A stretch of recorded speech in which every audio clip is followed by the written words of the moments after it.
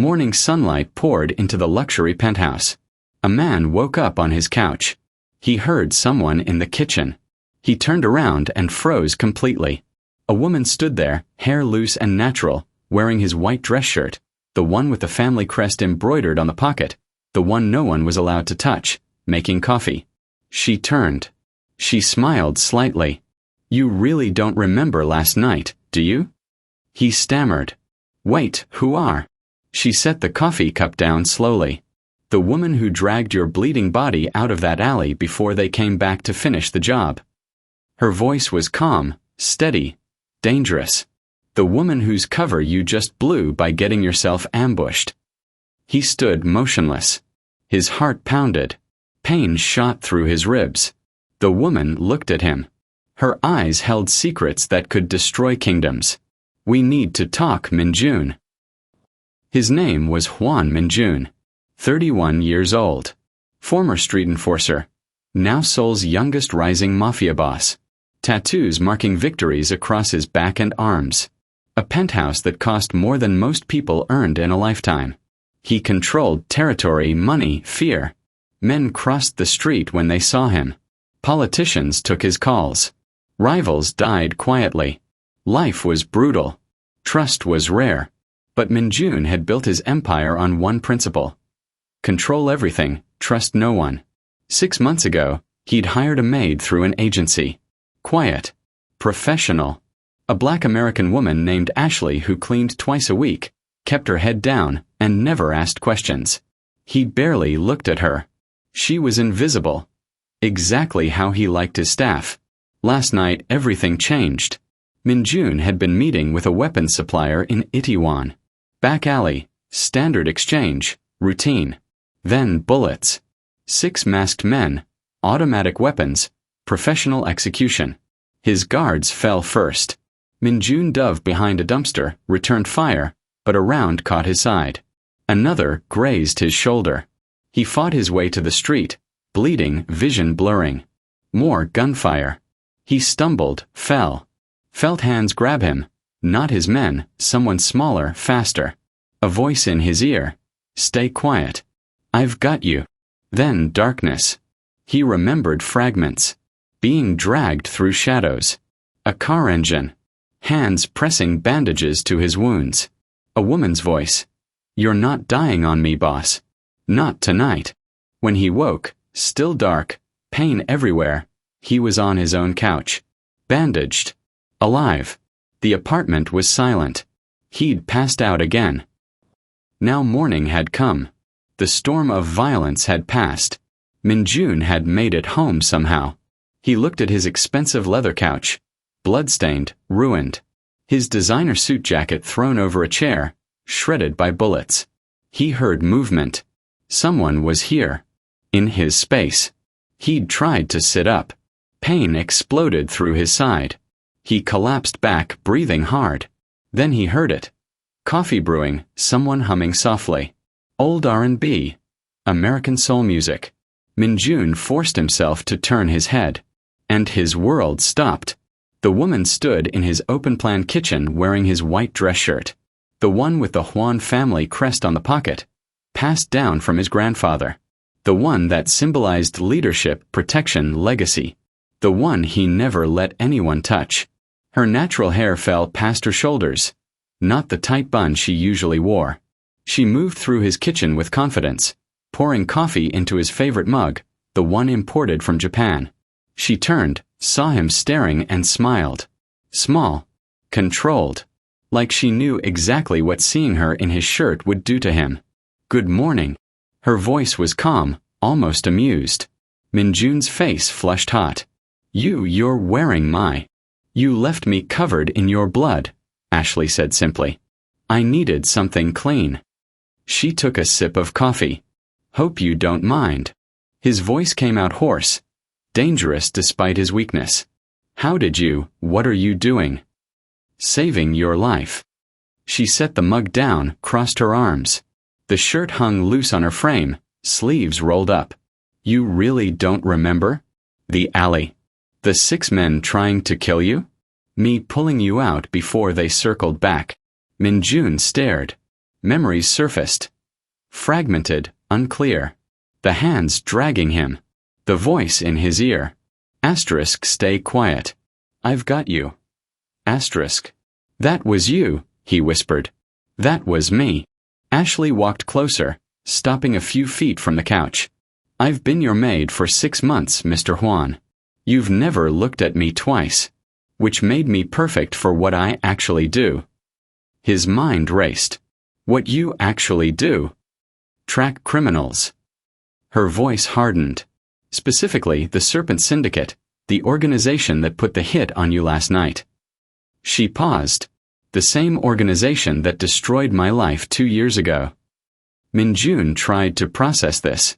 His quiet, invisible maid was. What? A cop. A spy. I'm not a cop, Ashley said, reading his expression. I was a forensic analyst. My unit got disbanded when corruption ate it from the inside. But I kept my evidence. Kept hunting. Her eyes locked on his. And then I found out the serpents wanted you dead. So I got a job cleaning your penthouse and waited. Waited for what? For them to make their move. She gestured at his bandaged torso.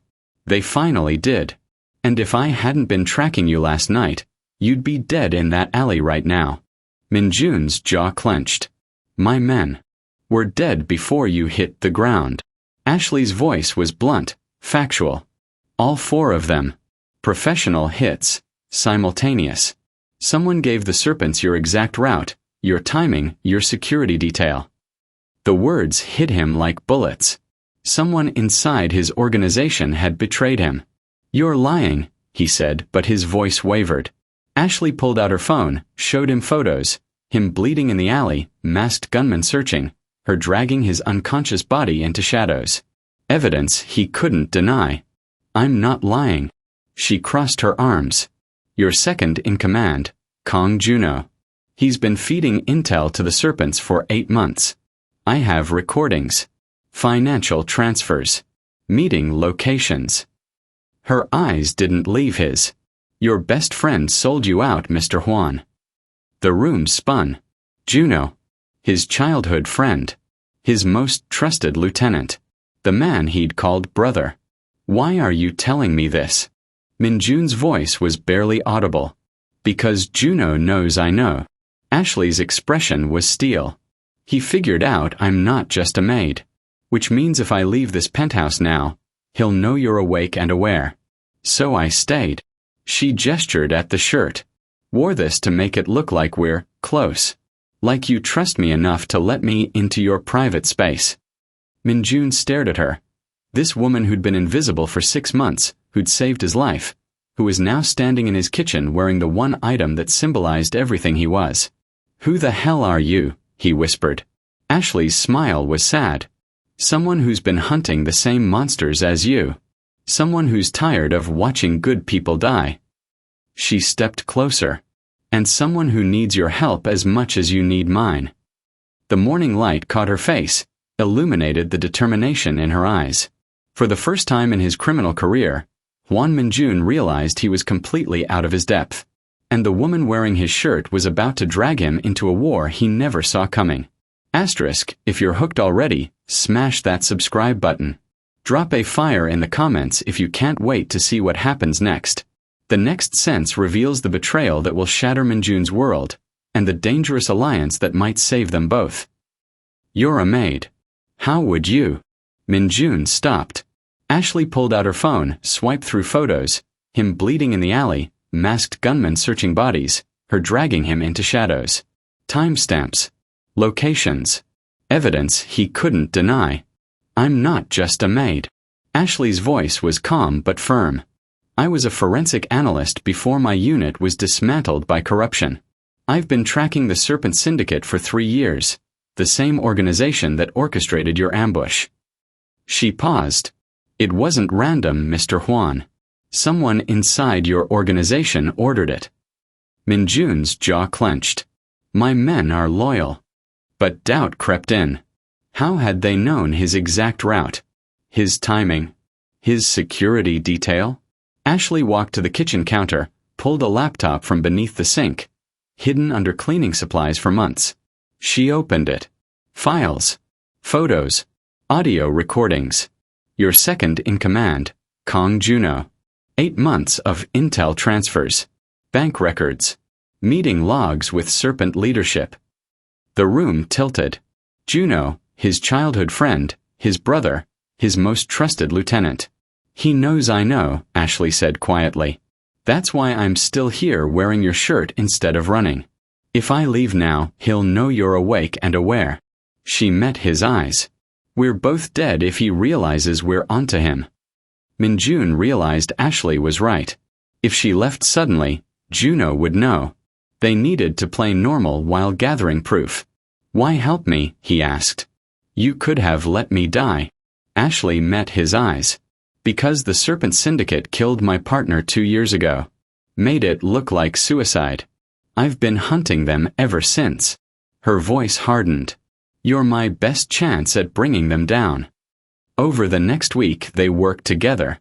Ashley continued cleaning. Cover intact. But late nights, they strategized in his study. Minjun watched her analyze patterns, connect dots he'd missed. She was brilliant, fearless, completely unintimidated by his reputation or his violence. One night, reviewing surveillance footage, their hands brushed over the keyboard. The air shifted. Minjun noticed she was wearing his shirt again, this time clearly by choice. Why do you keep wearing that? His voice came out softer than intended. Because it has your scent. Makes Juno think I'm close to you, that you trust me intimately. Keeps me useful as his spy. She paused, something vulnerable crossing her face. And because it reminds me I'm not fighting alone anymore. Minjun's chest tightened. Something between them changed. Partnership becoming something deeper, more dangerous. Something neither of them could afford. Juno realized Ashley knew too much. She was taken from the penthouse. Noon, professional extraction team. Minjun returned to find only her phone, cracked and bleeding across white marble. For the first time in years, fear shattered his control. Not for his empire, for her. He mobilized everything. Burned contacts. Threatened allies. Tortured informants. Nothing mattered except finding Ashley. 4 hours later, he tracked her to an abandoned warehouse in Incheon. Went in alone, tactical suicide, but he didn't care. Found her tied to a chair, face bloodied, but eyes still defiant. Juno stood over her, gun raised. She saw what you couldn't, Juno said bitterly. That you're not a god, Minjun. You're just a man. He aimed at Ashley's head. And she made you weaker. So I'll remove the weakness. Minjun moved. Brutal. Desperate. Savage. The fight was chaos. Bullets ripped through metal.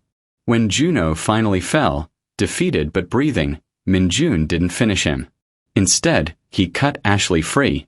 You came, she whispered, touching his bloodied face with shaking hands. I knew you would. Minjun froze. She'd trusted him to save her. No one had ever trusted him like that before. Minjun dismantled the Serpent Syndicate using Ashley's intel. It was brutal, efficient, final. Operations burned. Leaders disappeared. The organization ceased to exist within 72 hours. Juno faced trial, not execution. Ashley's evidence ensured justice, not just revenge. 2 weeks later, Minjun returned to his penthouse and found Ashley standing by the floor-to-ceiling windows, wearing his white dress shirt. This time, no pretense. No mission. Just choice. Why did you really wear my shirt that first morning? His voice was quiet, vulnerable. You could have worn anything else. Ashley turned. Because when I pulled you from that alley, you were shaking. Not from fear, from blood loss. I put it on you first, trying to keep you warm. She stepped closer. But when I tried to leave, you grabbed my wrist. Wouldn't let go. Even unconscious, bleeding out, you held on like I mattered. Minjun remembered, the dream of warmth, of safety, of someone choosing to stay. You said my name in your sleep, Ashley whispered. Called me back 3 times. So I stayed. Wore your shirt to remind you I was real. Minjun couldn't speak. The untouchable Mafia boss finally reached. "You're not as alone as you think," she said, touching his jaw. He pulled her close. Finally home. The end. Subscribe if this story touched your soul. Comment Red Heart and share with someone who believes love finds us in the darkness.